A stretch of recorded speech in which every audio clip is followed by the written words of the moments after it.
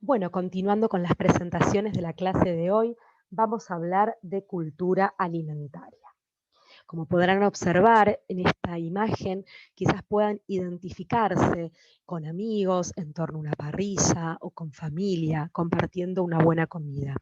Todo esto gira en torno a lo que es la cultura alimentaria. Cada cultura alimentaria es producto de un sinfín de decisiones que se dan a lo largo de la historia de esa población. Influyen el clima, el medio ambiente y la capacidad de trabajo para aprovechar o no los recursos disponibles para los habitantes del lugar. Es necesario aclarar que el estudio de la cultura alimentaria es el estudio de las personas que se alimentan. Y esto está relacionado al contexto histórico, económico, político y social de cada población en cada momento histórico distinto. Una misma población asentada en un mismo territorio puede tener una cultura alimentaria completamente distinta a otra población que está asentada en el mismo territorio, pero quizás muchos años antes. Pensemos, por ejemplo, en nuestro lugar, en nuestro territorio, en Argentina.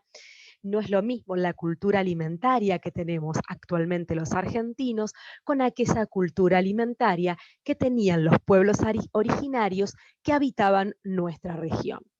Con lo cual, la cultura alimentaria se trata de entidades que en mayor o menor medida poseen cierto grado de libertad y por lo mismo no son absoluta ni totalmente predecibles. Esto quiere decir que por más que nosotros actualmente tengamos una cultura alimentaria, no podemos predecir que quizás dentro de 50, 60, 100 años esta misma región tenga la misma cultura alimentaria, porque la cultura alimentaria es dinámica y se va modificando a través de los años.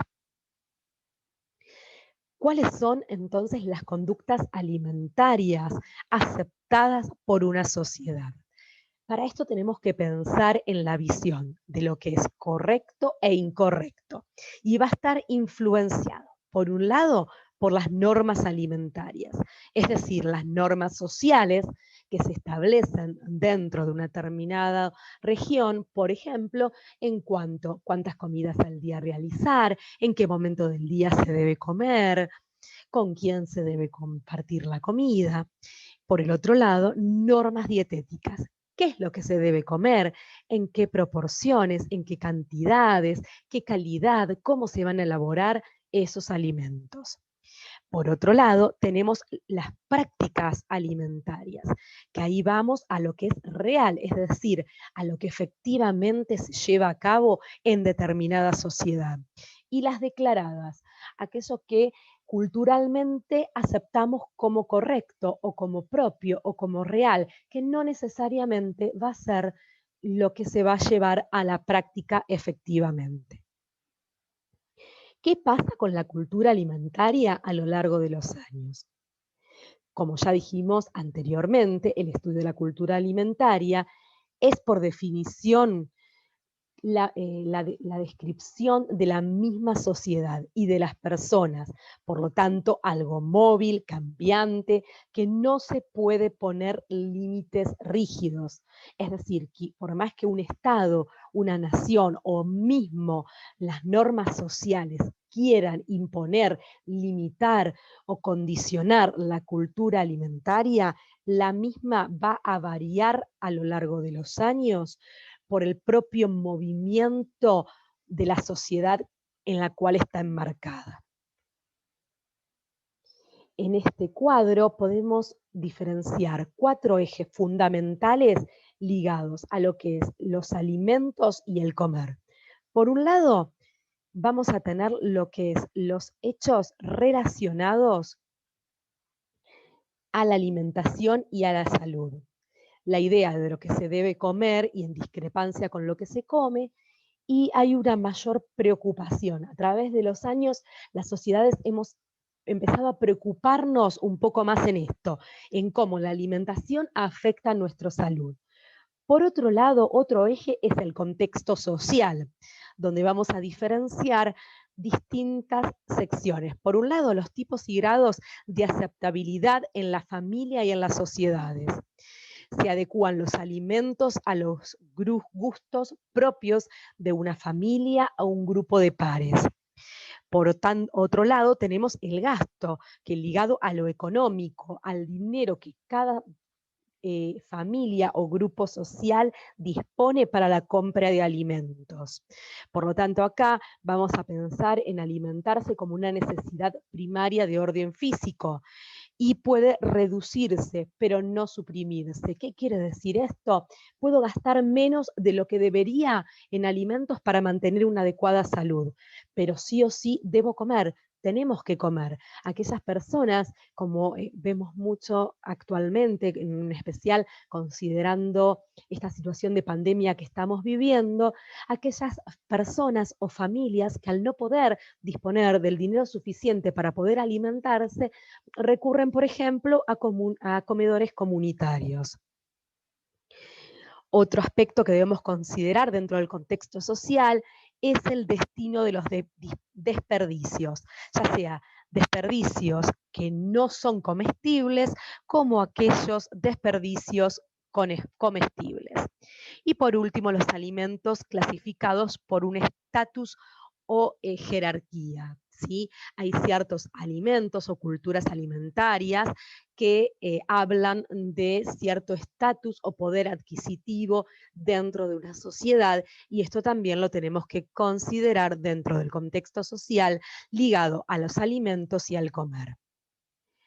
También debemos considerar dentro, o como último eje dentro de estos aspectos, cómo se compran los alimentos que se van a consumir, cómo se elaboran, cómo se producen, cómo se comercializan. ¿Qué pasa cuando las personas cambian de lugar de residencia? Acá empieza a entrar un poco el concepto de lo que es la globalización ligado a lo alimentario.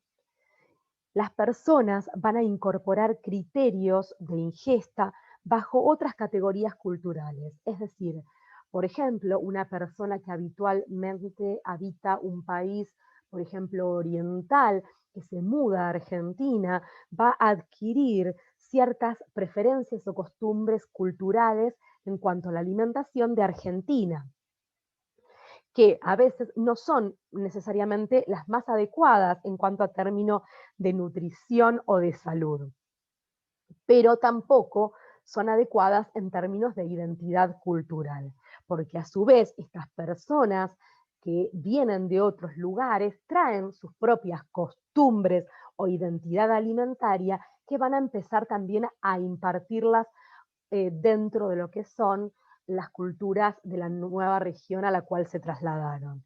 Con lo cual, lo que se genera es un cambio o un intercambio cultural y de identidad, que por un lado aleja el consumo habitual de las prácticas habituales de consumo y digamos, convecciones en cuanto a lo que es la cultura. Ahora, dónde se come, quién lo prepara y cuándo se consume, son los que podemos identificar como patrones de conducta y de elección de alimentos. A esto nos referimos cuando hablamos de patrones alimentarios. Los patrones de consumo alimentario son un componente clave en la noción de un sistema de alimentación. Son una manifestación del funcionamiento de dicho sistema y a su vez determinan el estado nutricional de la población. Es como que reflejan el ADN cultural en cuanto a la alimentación de determinada población.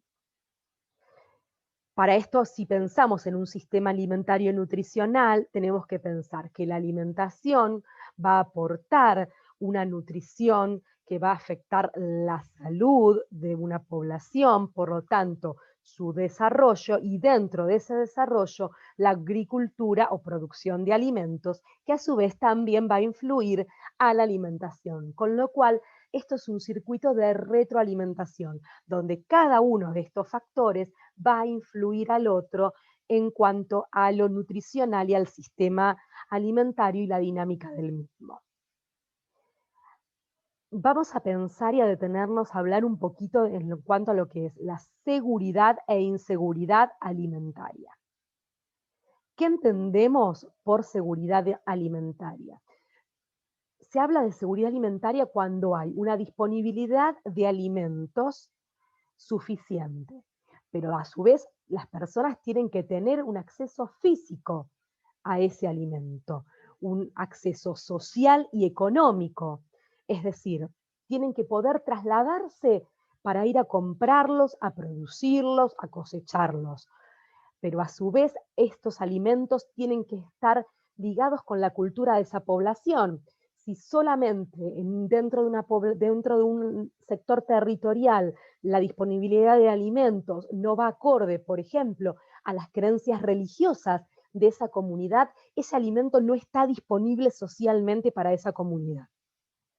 Y a su vez también tiene que existir un acceso económico, es decir, las personas tienen que contar con los suficientes recursos para poder adquirir estos alimentos. Pero por otro lado, no debemos dejar de lado el aprovechamiento biológico de ese alimento, es decir, que nuestro cuerpo tiene que poder sintetizar y producir los nutrientes necesarios para garantizar una adecuada nutrición. Cuando pensamos en inseguridad alimentaria, es decir, cuando las personas no pueden tener un acceso a los alimentos y a los nutrientes necesarios, va a haber un desarrollo físico y cognitivo deficiente, lo cual va a generar una baja productividad de esa población o de esa persona, lo cual a su vez esta baja productividad va a alimentar y a generar pobreza. Y a su vez la pobreza genera mayor inseguridad alimentaria. Nuevamente vemos como cada uno de estos factores se retroalimenta con el otro. ¿Qué pasa con el hambre y la seguridad alimentaria a nivel mundial? Hablemos alrededor de esto un poquito de datos, ¿sí? Más o menos eh, pensando un poco en lo que es a nivel mundial, 805 millones de personas en todo el mundo no disponen de alimentos suficientes para llevar una vida saludable y activa. La agricultura es el sector que más empleo produce en el mundo. Genera un medio de subsistencia para el 40% de la población mundial. En este punto, sin embargo, podemos observar que las personas y las poblaciones no tienden a asentarse en zonas rurales, sino que se asientan en las grandes ciudades, que están, por lo tanto, alejadas de esta posibilidad de agricultura, lo cual le generaría una fuente de empleo fundamental. Y la gran mayoría de las personas que padecen hambre del mundo viven en países que aún están en desarrollo. Y para finalizar un poquitito este tema, vamos a pensar un poco en esta frase que fue dicha en la Cumbre Mundial de Alimentación ya por el año 1996. Existe seguridad alimentaria cuando todas las personas tienen en todo momento acceso físico y económico a suficientes alimentos inocuos, es decir, que no dañen a la salud, y nutritivos para satisfacer sus necesidades alimentarias y sus preferencias en cuanto a los alimentos a fin de llevar una vida activa y sana. Muchas gracias. Con esto vamos a finalizar la segunda presentación de la clase de hoy.